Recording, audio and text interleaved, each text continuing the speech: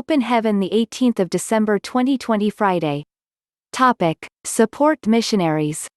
Memorize Isaiah chapter 52 verse 7.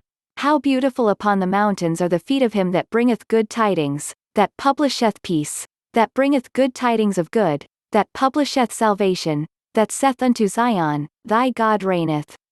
Bible reading: 3 John chapter 1 verses 5 to 8.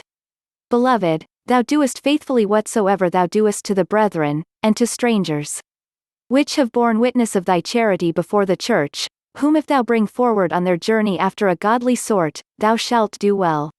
Because that for his name's sake they went forth, taking nothing of the Gentiles. We therefore ought to receive such, that we might be fellow helpers to the truth. Message. And let us not be weary in well-doing, for in due season we shall reap, if we faint not. Galatians chapter 6 verse 9. As we pray for and bless the shepherds around us with gifts, let us not forget those in hostile and war-torn communities too. It is not God's will for missionaries to be abandoned while wealthy Christians enjoy his blessings in the urban centers. Usually, these gospel crusaders risk their lives, having left their cities and families to do God's work in places most of us would not consider going to. This is why we must support them with both our prayers and resources. You can commit a certain percentage of your monthly income to support a missionary group. What you consider negligible could go a long way to ease their burden. A constant supply of food and amenities for their communities would make their audience more receptive, while also giving them some influence even amongst the rulers of the land.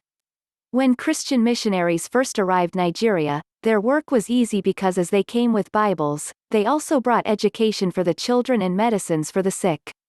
If they hadn't succeeded, perhaps many more of us would have been involved in rituals today.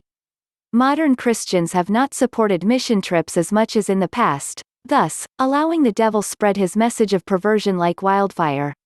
Those who would have loved to be missionaries hold back because of the fear that no one would remember them.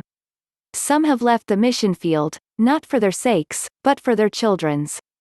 A little help could reverse this trend.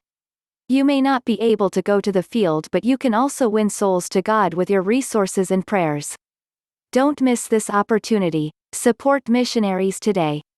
Key point: if you cannot go on mission trips, at least support those who do.